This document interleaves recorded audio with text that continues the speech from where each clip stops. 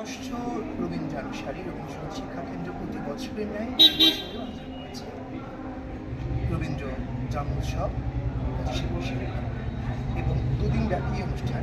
আজ হচ্ছে শরৎচন্দ্র বাসভবন প্রসীন দত্ত এবং আগামীকাল জোড়াসাঁকো রবিবারী রবীন্দ্র মঞ্চে। এই দুদিন ব্যাপী পুনশ্চ এই রবীন্দ্র জন্মোৎসব অনুষ্ঠান প্রতি বছরের ন্যায় আমি যাই। কত বছরে এবারে জন্মোৎসব 5 বছর হলো এবার। আগামী বছরও আবার আমাদের হবে অনুষ্ঠান। পুনশ্চ শুধু রবীন্দ্র জন্মোৎসবই নয়, সারা বছর তাঁর প্রয়াণ দিবস 22শে শ্রাবণ তো অবশ্যই পালন করে। এইভাবে জন্মোৎসবটা প্রতি বছর দুদিন ব্যাপী হয়, এক এক বছর এক এক জায়গায় হয়।